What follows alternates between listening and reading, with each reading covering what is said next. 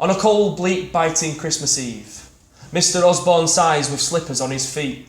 "You go on up, I won't be long," he calls out to his wife, and then gazes through the curtains at 11 Downing Street. His nephew pinged an email for some turgid Christmas bash. There's another nuisance phone call with the nerve to court his cash. A Christmas meal to feed the poor, George really is irate. Get a job, earn your food, don't ever call this late. He's restless now, they've ruined his mood, so he knocks back Santa's stiff surprise and some tramadol for sleeping to soothe his bagged and bloodshot eyes. He seems to find it tricky, getting more than 5 or 6 hours. You voters could never understand the price that's paid for power.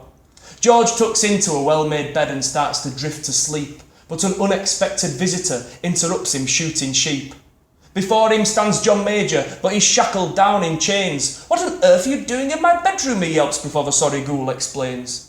"I've lived my life with careless greed, ignorant of wanton need. I've raced on through with wanton flurry. You needn't remind me of Mistress Curry. But George, you see, I'm made to pay. These chains bedraggle every day. My conscience has been pummeled by a dreadful double-decker since my sour, selfish days as the Chancellor of the Exchequer. Now listen, George, I can't be long. This is how it'll be. I know you're sick with the sight of a ghost, but expect another 3. Christmas past, Christmas present, and the Christmas of tomorrow." I don't suppose you're familiar with that, having seen how much you borrow. Listen to them, they've hindsight's gift, you take it as you please. But fail to take their advice on board, you'll have far worse chains than these. And with that, John Major disappeared, quicker than the political career of John Major. Osborne looked petrified, but the ghost of Christmas past appeared immediately. As a baby boy, you were christened Gideon Oliver. But at 13, after being bullied, you switched your name to George. Imagine being so desperate, so young, to transform your identity. Life was easier as George, you said, but the Bullingdon boys christened you Oik for having attended only the 3rd most expensive school in the country. Remember being dangled from ankles, screams of "Who are you?" being dropped on your head for incorrect answers, released only when declaring "I am a despicable shit." Was life really easier as George? Even in your own party you were Tory boy, Boy George, Cabin Boy George. Quite the series of identity crises, Osborne. Which moniker do you merit now? In a puff of smoke, the past was gone as though he'd bought Max Clifford. But the ghost of Christmas present soon reared its ugly head. There's a world outside your window, where parents starve so kids can eat, where Christmas turkeys are microwave meat, where Christmas meals are food bank boxes, where the bedroom tax has them living in boxes.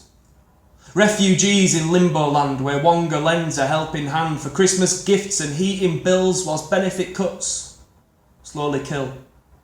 There's a world outside your window full of ignorance and want. Perhaps it's time to change your tune from callous cuts meets nonchalant. The ghost of Christmas future crept up from behind and tapped him on the shoulder.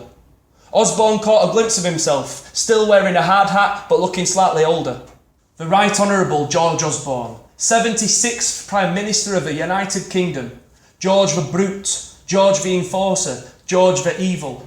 Those same Bullingdon bully boys bow down in frothy mouth worship as you cast the relentless fist of austerity and grind out what remains of the ghastly working classes. Northern powerhouses are ghettos and slums. The once admired coastal views are now a fenced off, barbed wire no man's land. Race wars, riots, terrorist attacks, police brutality, a generation of Tiny Tims dying through lack of healthcare. Wonga, a major financial institution, bribing the penniless police force to act as bailiffs. Your beloved Paddington, decrepit. Your beloved Britain, destroyed. Your beloved bank balance, booming, with nothing of value to spend it on.